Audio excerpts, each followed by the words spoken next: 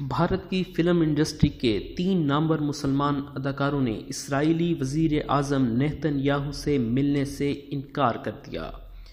تفصیلات کے مطابق اسرائیل کے وزیر اعظم نیتن یاہو جو ان دنوں بھارت کے دورے پر آئے ہوئے ہیں، جہاں وہ سرکاری لوگوں کے علاوہ کاروباری اور شوبز کے لوگوں سے ملاقاتیں کر رہے ہیں، اس سلسلے میں اسرائیلی وزیر اعظم کے لیے حکومت کی جانب سے تاج محل میں عشائیے کا اہتمام کیا گیا، جس میں بالی ووڈ سٹارز نے بھی شرکت کی۔ اسرائیلی وزیر اعظم نیتن یاہو نے اس موقع پر امیتابھ بچن، ان کے صاحبزادے ابھیشیک، بہو ایشوریا رائے، فلم ساز کرن جوہر، امتیاز علی، رندھیر کپور، وویک اوبرائے، سبھاش گھئی سمیت کئی بالی ووڈ اداکار شامل تھے سے ملاقات کی۔ تقریب میں دیگر اداکاروں اور فلم سازوں سمیت پروڈیوسرز نے بھی شرکت کی اور اسرائیلی وزیر اعظم کے ساتھ تصویریں بنائیں۔ نیتن یاہو نے بھارتی اداکاروں کے ساتھ گروپ فوٹو بنوائی اور اسے بھارت اسرائیل کی عظیم دوستی کی علامت قرار دیا،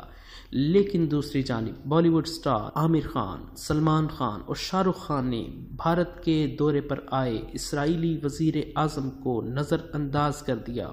اور وہ اس تقریب کا حصہ نہیں بنے۔ مظلوم فلسطینیوں کے قتل اور جنگی جرائم میں ملوث اسرائیلی وزیر اعظم سے ملنے سے صاف انکار کر دیا۔